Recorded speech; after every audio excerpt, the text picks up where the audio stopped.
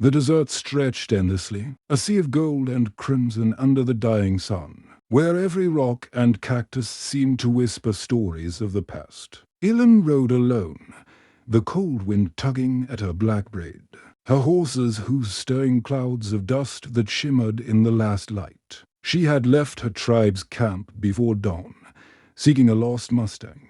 Yet her heart carried a weight far heavier than any animal she might find.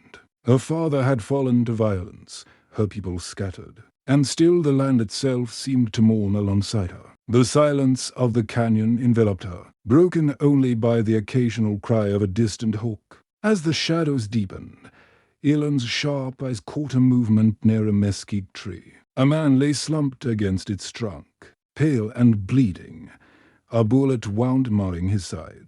He was not of her people, his sun-weathered skin. Rough clothing and crooked hat marked him as a cowboy, likely lost to the desert and the cruelty of fate. Elin's first instinct screamed to ride away, to leave him to the desert's mercy, but something tender stirred within her. Kneeling beside him, she tore a strip from her dress, pressing it to the wound, murmuring, "You will not die here, not while I still breathe." His eyes fluttered open, weak yet alive, and she felt the pulse of life beneath her fingers, fragile yet persistent. That moment, a bridge was forged between two souls from worlds that had been taught to hate each other, a bridge that would carry them through the harshest trials the West could muster. When Elias awoke, the sun had barely touched the canyon edges, casting long shadows across the sand. He blinked against the light, groaning as his wounded shoulder throbbed sharply. The fire near him crackled softly, and there, tending it with meticulous care, was Elin. Her dark eyes held both caution and curiosity, and the curve of her lips hinted at a fierceness that both unnerved and captivated him. Where am I?" he rasped. She looked at him, calm as the river's flow. "You are alive because I chose to keep you so," she said, her voice a melody that seemed to rise naturally from the land itself. Over the next days, Elias learned of her extraordinary skill, how she could hunt without a sound, gather water, and soothe wounds with herbs she crushed between her fingers. In turn, he shared stories of life on the cattle trails of New Mexico, of storms that tore tents apart, of nights so cold that even a man's bones ached. Slowly, their conversations turned from cautious courtesy to a deeper intimacy.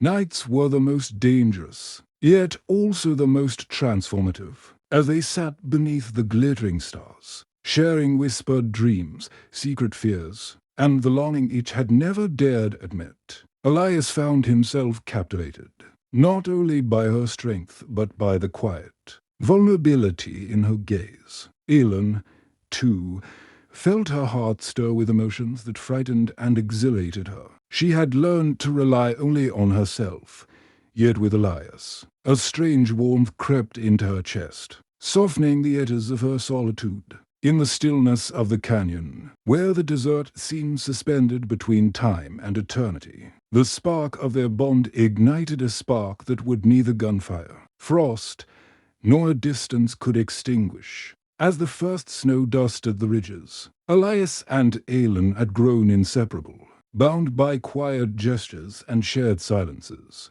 The biting cold seeped through their clothing, yet the fire between them burned warmer than any hearth. Elin showed him the language of the land, the subtle bend of grass, signaling hidden water, the tracks of animals telling stories he had never read before. In return, Elias taught her to ride with precision, to coax horses into trust, and to read the skies for coming storms. Each lesson was tinged with laughter and gentle teasing, each moment a stitch in the fabric of their growing intimacy. Yet beneath their warmth lingered the shadow of danger. The world beyond the valley would not leave them untouched. One morning, Elin spotted tracks in the snow, human and purposeful, leading straight toward their hidden refuge. Elias's eyes hardened. "They're hunters," he muttered, voice low, heavy with dread.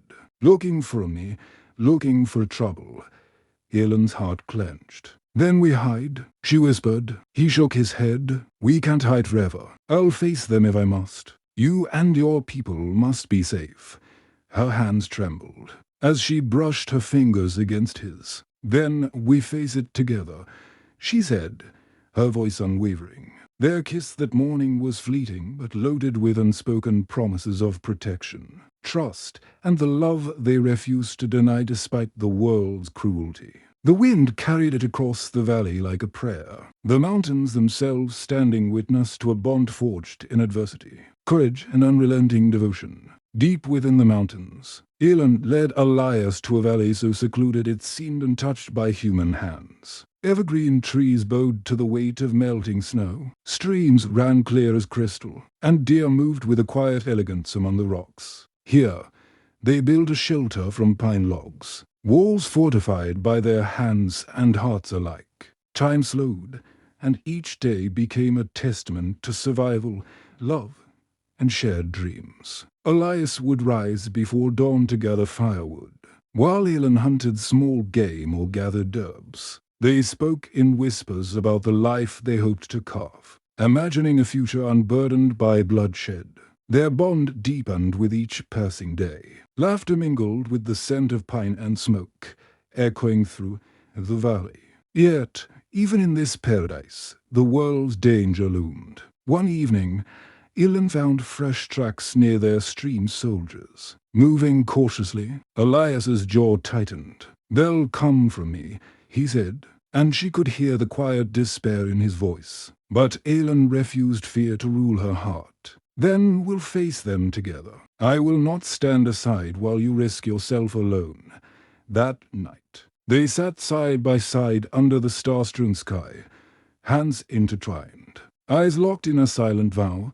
No matter the storm, no matter the violence beyond the trees, they would protect one another in the quiet of the hidden valley. Love was not a mere feeling, it was their survival, their rebellion, and their future, all woven into one unbreakable promise. Spring melted the snows and brought new life, but it also brought men with guns and greed. A small group of bounty hunters had tracked Elias to the valley, drawn by a mixture of money and vengeance. "Go to the cliffs," Elias told Elon, urgency in his voice. "I'll face them." But Elon shook her head, eyes bright with defiance. "I am not leaving you." When the hunters appeared, rifles raised, the valley erupted into chaos. Gunfire tore through the pines, snow and dirt flying with every shot. Elon moved with lethal grace, her arrows finding their marks as she darted between rocks. Elias fired steadily, his aim sure despite his wounded shoulder. Together, they fought as one, a perfect synchrony of skill, courage and desperation. Blood and snow mixed beneath their feet, but neither faltered. As the last echoes faded, silence returned. Elias sank to his knees, fatigue and pain weighing him down, and Elon pressed her hands against his wound, tears streaking her face. "Stay with me," she whispered, her voice trembling yet resolute. "I've come too far to lose you now." He smiled weakly, his breath ragged but full of love. "Then I reckon I'll live," he said. "I'll live because of you." In that moment, beneath the snow-laden pines, they realized their love was stronger than the violence surrounding them. Love that would endure, even when the world tried to tear them apart.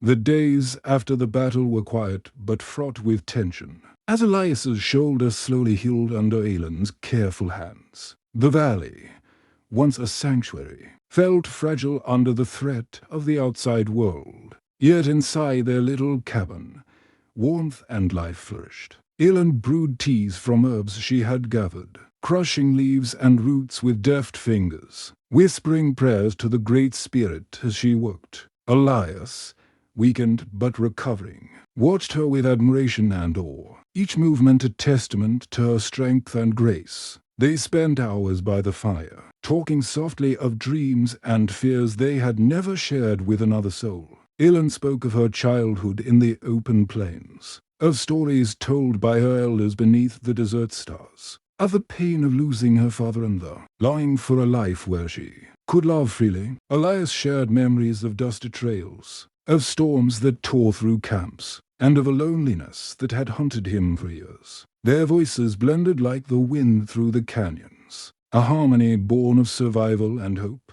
As days turned into weeks, laughter returned to the valley. They carved small tokens from pine hawks, suns, and bears, each a symbol of their bond, each a promise to remain together. The snow melted into streams that sparkled like crystal, reflecting their love back to them in the gentle ripple of water. Nights were spent under blankets, bodies close, hearts beating in unison, whispering sweet words that neither dared to speak in daylight. In this fragile peace, they learned that love could heal wounds not just of the body, but of the spirit. Every touch, every smile, every quiet moment by the fire stitched their hearts together more tightly than any blade or arrow ever could.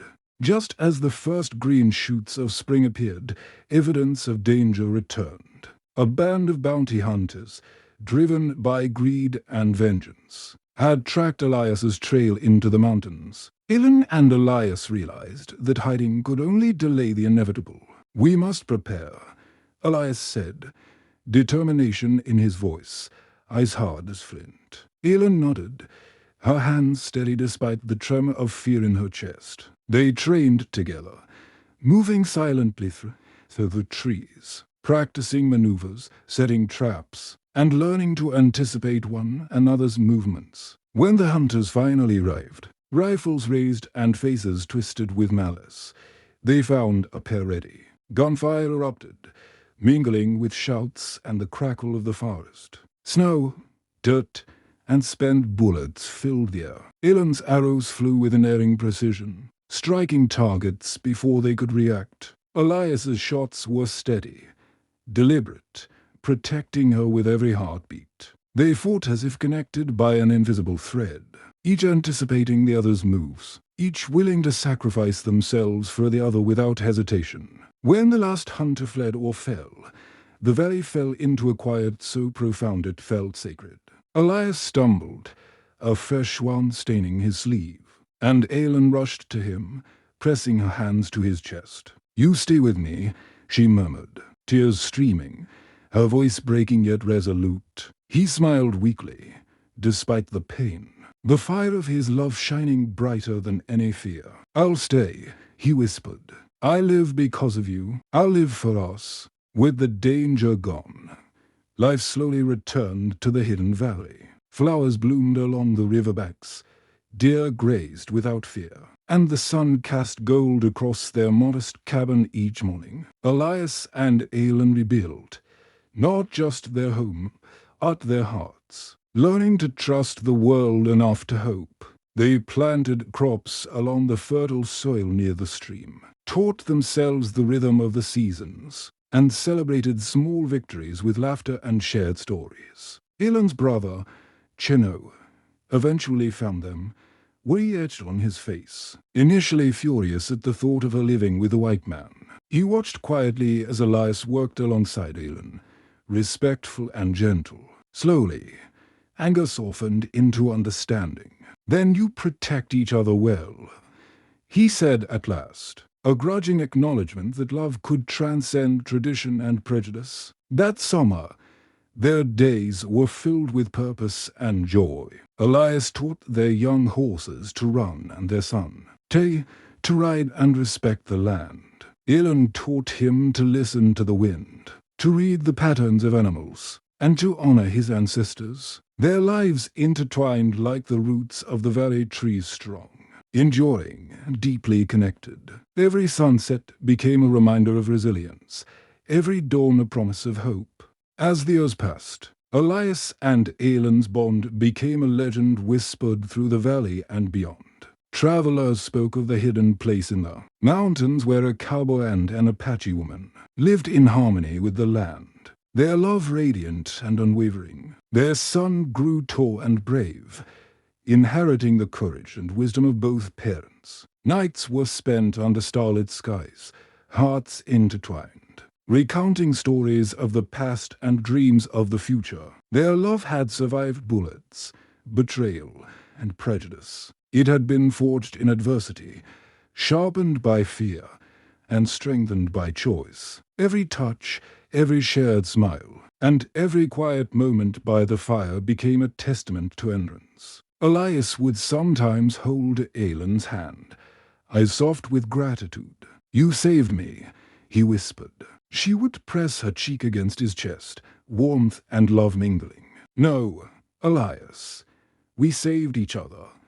In the hidden valley, far from the reach of the outside world, their lives became a living story of hope, reminding anyone who passed that love could overcome the harshest deserts, the fiercest storms, and the deepest wounds. Decades passed, and Elias's hair turned silver, Aylan's braids streaked with grey. Yet their love burned as fiercely as it had on the first day they met. One evening, beneath the mesquite tree where Elias had first collapsed, they sat together, hand in hand, hearts still entwined. The valley stretched before them, alive with color and life, echoing with the laughter of their son and the soft murmur of the river. The mountains bore witness to their love, enduring and unyielding. "Do you ever regret it?" Elias asked softly, voice trembling with age and emotion. Aylan shook her head, eyes glistening.